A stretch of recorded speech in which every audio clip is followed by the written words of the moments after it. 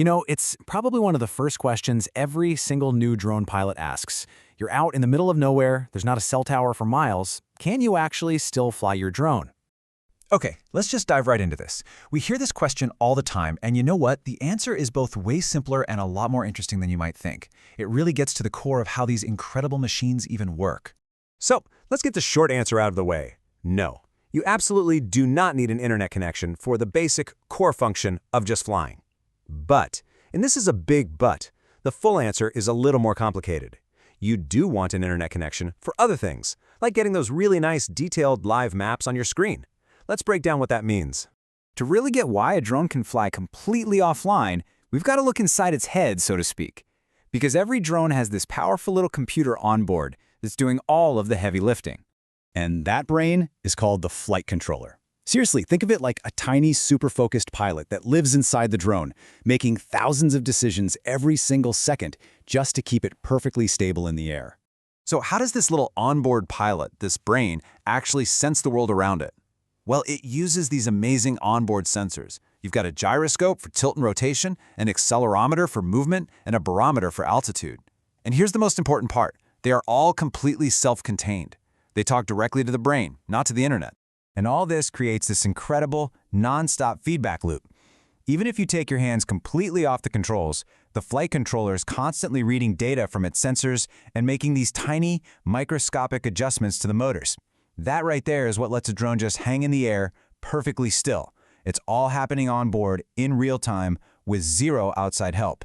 Which brings us to a really crucial point about GPS. So many people think GPS needs the internet, but it absolutely doesn't. Your drone is just passively listening for signals that are being beamed down from satellites orbiting the Earth. It's totally a one-way street, which means you can get a solid GPS lock for your home point and fly safely in the most remote, beautiful valley with absolutely zero cell service. Okay, so if the drone's brain, and its sensors and its GPS all work perfectly fine without the internet, then why do our drone apps always seem to be asking for a data connection? What's that all about? Well, here's the twist. That connection, it isn't for the drone at all. It's for you, the pilot. Without the internet, the map on your controller screen is just a blank, boring grid. It'll show you where the drone is, sure, but that's it.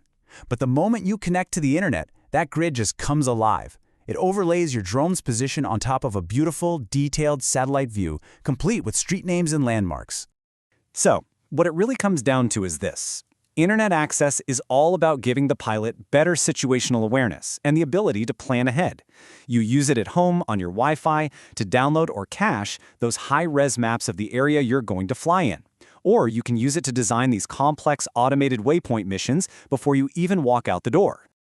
Okay, so now we know the drone doesn't need the internet to fly, and we, the pilots, only really need it for maps. This opens up a brand new question. How in the world do the drone and the controller actually talk to each other? Well, it's not Wi-Fi and it's not cellular. It's a dedicated, invisible tether made of pure radio waves. Now, in the early days of more advanced drones, this whole thing was a real juggling act. You had 3 separate radio links, all on their own frequencies to make sure they didn't interfere with each other. First, you had the main control link, just for sending your joystick commands up to the drone. Then, you needed a totally separate telemetry link to get crucial flight data like battery life and altitude back down to you. And finally, you had a third link dedicated entirely to sending that live video feed from the camera. And yeah, as you can probably guess, having 3 separate independent radio systems for one single drone, well, it wasn't exactly the most elegant solution. It created some pretty serious challenges for both the engineers and the pilots. I mean, think about it. This approach was super complex. It meant more antennas, more wires, more weight on the drone, and more power being drained from the battery. Plus, with all these different radio signals firing off right next to each other, you always had this risk of them interfering with one another, which is literally the last thing you want when you're in the air. This quote from an industry expert just says it all, doesn't it? The old way worked? Sure, but it was far from perfect. It was, in his words, a mess of cables that really held back the potential for smaller, sleeker, more reliable designs. So, this big mess led engineers to ask a really powerful question. What if we could combine all 3 of these signals into one single, robust digital stream? So remember, you had one system for control, a whole other system for your flight data, and a third, often analog system, just for your video. 3 separate pieces of hardware to install and manage. But today, modern systems like DJI's OcuSync or Lightbridge have totally changed the game. They've done it. They combine everything, your control inputs, the drone's telemetry, and a crystal-clear HD video feed into one single, powerful, and incredibly reliable digital stream. And this was a massive breakthrough.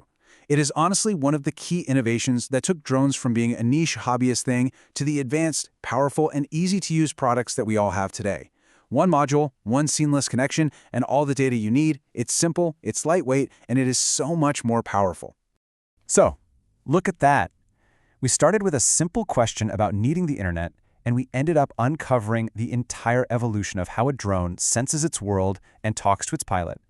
It really makes you wonder, right? As these digital links get even stronger and more reliable, what's going to be the next giant leap in what our drones can do?